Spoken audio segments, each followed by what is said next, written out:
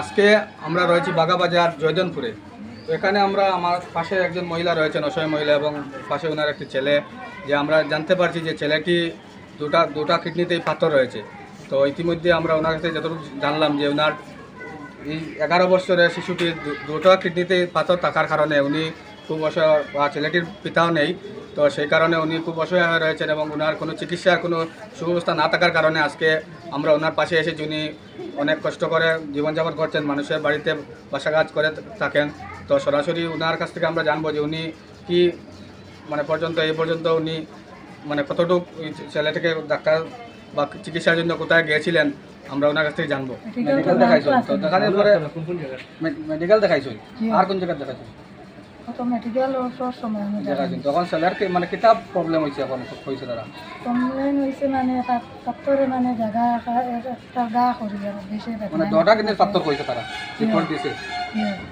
এখন সোনোগ্রাফ করাইয়া অপারেশন যদি বড় হয়ে যায় গিয়া কমে না তে অপারেশন, আর যদি দেখা যায় পাত্তরটা মিলাই যায় গিয়া তে অপারেশন লাগতো না কইছে ডাক্তারে, আর যদি হয় না তে অপারেশন লাগে।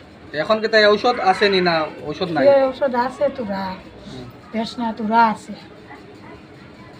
এখন থাকো কই? তার বাবা তো নাই, এখন তোমরা কোন জায়গায় থাকো?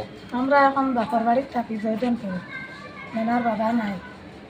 বাবার থাকিয়া জি বাপর বাড়ি তো তুমি কি তার ছেলেরা যে পাল্টা পড়াশোনা করেনি বা কিরকম চলটা তার লিগা? জি চলা গিয়া করতে পারি, পড়াশোনা তো করছে, পাঠশালা পাস করছে, আর পারছে না। তারে খাওয়া দাওয়া তোমরা কিরকম চলো?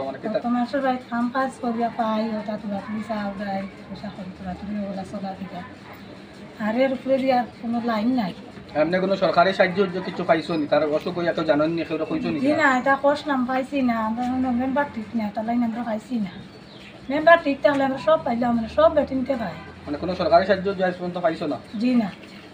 অসহায় পরিবারের এই যে শিশুটি, যা এই ছাত্র শিশুটি যাতে অপারেশনের মাধ্যমে সুস্থ হয়ে থাকে, বা এটাও আমাদের এই ভিডিওর মাধ্যমে এই পরিবারের বা ওনার মার আমরা অ্যাকাউন্ট নম্বরটা সরাসরি দেব। আপনারা যতটুকু সম্ভব যদি অসহায় পরিবার বা এই শিশুটিকে সাহায্য করেন, সেটাও এর ক্ষেত্রে একটা উপকৃত হবে। ধন্যবাদ।